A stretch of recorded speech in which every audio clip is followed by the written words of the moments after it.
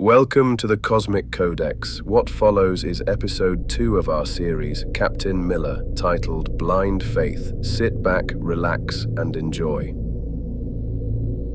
The Valiant drifted. After the violence of Zeta Reticuli, the silence of deep space felt unreal, oppressive. No stars bright enough to chart, no beacons to guide them, just emptiness in every direction, as though they had slipped into a pocket of nothingness between worlds. The hull still ticked with stress. Engineers moved along the inner decks, patching conduits, sealing hairline fractures in plating, coaxing reluctant systems back into order. The probability wave engine sat at the heart of the ship like a wounded animal, alive but unstable, its calibrations shredded by the chaos of the escape. On the bridge, Harcourt hunched over sensor logs pulled from the Reticuli system. Her displays bloomed with ghost images, orbital rings shattering, gravity waves tearing planets from their courses, that impossible cylinder rising out of the dwarf star like a blade. Every time she replayed the data, the numbers refused to reconcile. Fenwick muttered from the medical console, voice low enough only Miller heard. They'll tear themselves apart if they keep staring at it. Nobody's mind is built for that. Miller didn't argue. He kept his crew focused on the tangible, repairs, routines, survivable tasks. Still, when the lights dimmed for night cycle and the bridge grew quiet, his thoughts returned to the same place: Earth, humanity. The long, improbable climb that had carried them from fragile rockets scratching the edge of orbit to ships like Valiant that could step sideways into the substrate itself. It hadn't been destiny. It had been fear. In 2013-0, a comet's tail had scarred Earth, burning oceans, cratering continents. It hadn't struck directly, but the near miss had been enough. In the ash and panic that followed, humanity had united at last, driven by the knowledge that they were naked under the sky. No nation alone could survive the next rock, the next chance alignment of celestial roulette. Together, they had built fusion, gravitic drives, the first outposts at Mars, Titan, the belt, and then the leap, the probability wave engine. Miller let his hand rest on the chair's arm. Valiant was the first of her kind. A ship meant not just to patrol or defend, but to cross gulfs no telescope could map. The irony wasn't lost on him. Humanity had built a ship to outrun extinction, and its very engine had nearly been the death of them. But he was captain now. His crew looked to him, and if there was one thing Aaron Miller could not allow, it was despair. He straightened in his chair. "Mr. Whitaker, report on substrate injectors." The engineer's voice crackled over comms from deep in the drive section. "Battered but standing. I'll want to kiss the poor bastards keeping it stitched together. Another few hours. We'll have a fighting chance. Good. Keep at it." The work continued, quiet, steady, disciplined.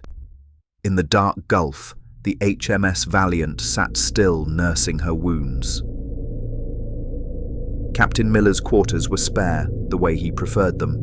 A simple desk, a rack of data slates, the bare minimum of personal effects. One wall screen cycled through Earth imagery when idle. Oceans, fields, clouds sweeping across continents.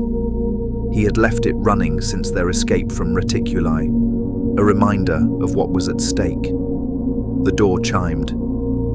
"Enter," Miller said. Commander Darrell Miller stepped through, filling the room in a way even the largest bulkhead couldn't. His uniform was rumpled, fatigue plain on his face, but his eyes carried that restless spark that had earned him the call sign Meathead in their younger days, though only Aaron ever dared say it aloud. "Baz," Aaron said, leaning back in his chair. You look like a man who's lost a fight with his bunk. Baz snorted. My lads are crawling up the walls, Ron. Drills, drills, and more drills. They're itching for something real. Half of them are betting on whether or not this bloody engine will kill us before we get tasked. Aaron gave the ghost of a smile. I know your boys are ready to get to work, mate. Baz didn't smile back. He dropped heavily into the chair opposite, elbows on his knees. We didn't train for years just to polish our boots. My Marines need a reason, eh? Something to fight, something to prove themselves on. Aaron studied him for a long moment, then stood and crossed to the viewport. The emptiness outside was absolute, the dark stretching forever. He spoke quietly, not turning. If they never fire a shot, Baz, then we'll count ourselves lucky. You know that. The crew isn't counting on you to fight. They're counting on you to lead, to keep your people steady. If morale cracks, the whole ship goes with it. Baz grunted, staring at the deck. Hard to keep 'em steady when there's nothing but shadows to push against. Aaron turned back, voice steel now. There's plenty to push against. Fear, doubt, silence. That's the enemy right now, and you're the man I trust to beat it. For a moment, the two men locked eyes, brothers who had fought, brawled and bled side by side. The tension softened. Baz leaned back, shaking his head with a dry laugh. You always did know how to drop a sermon when I least wanted it. Aaron allowed the faintest smile. And you always need one. The silence stretched, comfortable now. Baz rose, straightening his uniform. All right, I'll keep them busy. But don't be surprised if I start a boxing league in the hold. Better fists on each other than mutiny on you. Just don't break my ship, Aaron said. Baz grinned as he reached the door. No promises. When he was gone, Aaron stood alone again, the projection of Earth rippling across the wall. He let his hand rest briefly against the image of oceans long behind them. Then he straightened, shoulders squaring. Tomorrow, they would sail blind. But tonight, his brother would keep the crew from losing themselves. The bridge hummed with low voices and the steady rhythm of consoles coming back to life. Systems that had groaned and staggered after reticuli now flickered green across Harcourt's board, one by one. The air smelled faintly of ionized metal from the last of the welding in the midships conduits. Main relay's stable, Whitaker reported from the engineering pit. She's only patched, but she'll hold. Drive lattice recalibrated to minimum functional tolerance, Harcourt added. Probability cores are primed. We're as ready as we'll ever be. Quill leaned back in his chair with a dry grin. Lovely. Nothing like stepping blind into the void with half a drive and a prayer. History will remember us. Probably as a cautionary tale, cheerful as ever, Fenwick muttered. If anyone's writing songs, I'll make sure they don't rhyme. A ripple of tired laughter cut through the tension, and for a moment, the bridge almost felt light. Then Harcourt's voice pulled them back. Captain, we've finished correlating the reticuli sensor data. The gravitational collapse patterns, they're consistent with intentional displacement. The cylinder didn't just destabilize the star, it took part of it with it, the bridge stilled. Harvesting, Miller asked quietly. Or weaponization, Harcourt replied. Either it was feeding on the star or it intentionally destabilized it. Either way, the structures in the system had different technological signatures than the cylinder, and they weren't passive. They were part of the system. Maintaining it or harvesting energy, possibly, Whitaker snorted. Bloody hell. You build a ship the size of a continent. You're not hauling bricks for fun. Feeding, fighting, doesn't matter. It's on a scale we can't match. That sobered the laughter.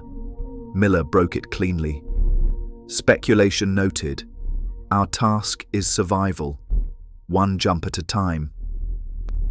Continue final preparations. Redgrave's voice came from the helm, calm but steady. Coordinates loaded for blind substrate entry. Whenever you give the word, Captain. Before Miller could answer, Harcourt frowned sharply. Captain, new anomaly. Gravitic fluctuation just off our aft quarter, less than 3 kilometers. It's following us. The bridge tensed. Source? Miller asked. Not natural.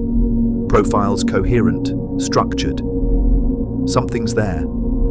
Quill's fingers danced, running a deep scan. His voice was tight.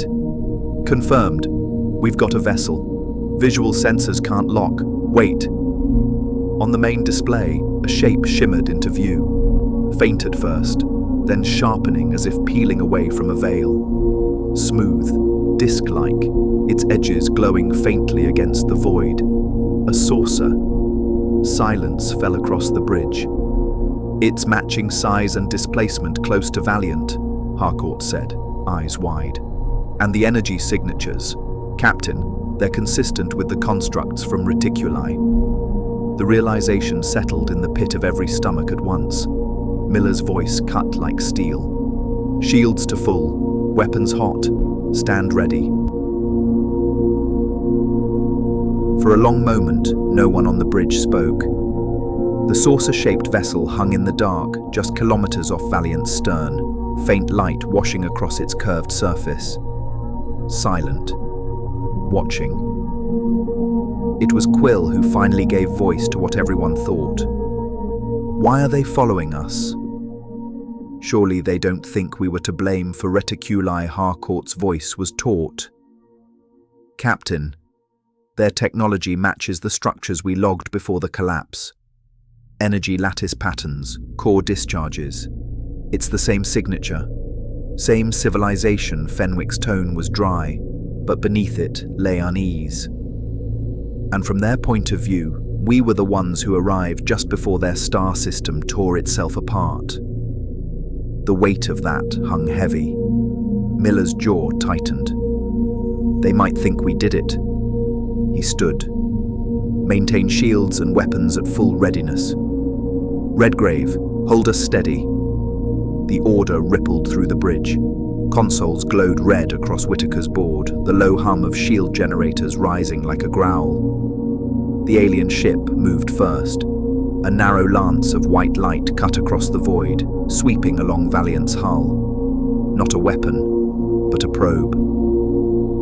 They're scanning us, Harcourt confirmed. No damage. It's a survey beam. Let them see we're not hiding, Miller said. Open comms. Broadcast on all frequencies. Identify us as HMS Valiant, exploratory vessel, human command. We do not seek conflict, but we are fully capable of defending ourselves should conflict seek us. Quill's hands flickered across controls. Broadcasting. The display remained unchanged. The saucer gave no answer. Seconds stretched. Then Harcourt stiffened. Energy buildup. Different from the probe, Captain. They are powering weapons. The second beam lanced out almost immediately. It struck like a hammer, shields flaring bright as alarms howled across the bridge. Shield integrity at 60%, Whitaker barked. That definitely was a weapon. Damage, Miller demanded. Contained, Whitaker growled. Another hit like that and we'll be feeling it in the deck plates. Readings spiking, Harcourt snapped. They're preparing to fire again. Engine status, Miller barked. Redgrave's hands were steady on the helm, though sweat shone at her temple. Probability wave injectors sinking. 15 seconds for final calibration. Not fast enough, Quill muttered. The bridge shuddered as the alien ship closed distance, its outline brightening with power. The hum in Valiant's deck plates built, a pressure behind the eyes, as if the void itself were holding its breath. As the saucer vessel closed distance with Valiant, the glow from the Valiant's thrusters illuminated its hull, bringing clarity to its design.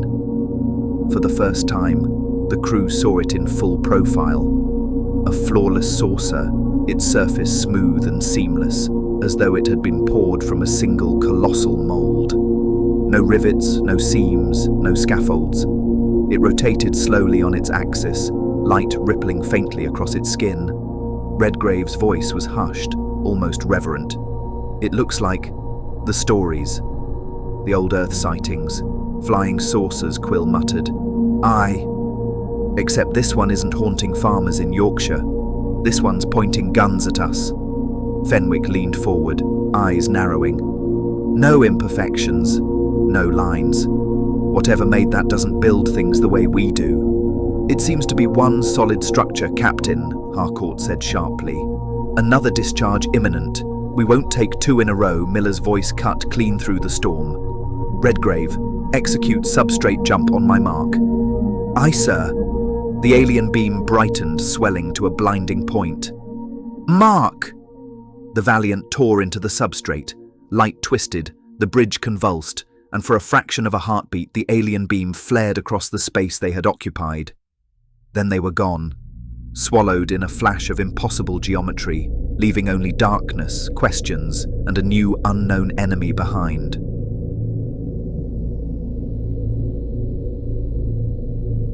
You've been listening to the Cosmic Codex. This concludes episode 2 of our Captain Miller series. If you enjoy our content, give us a like and subscribe. Stay tuned for more.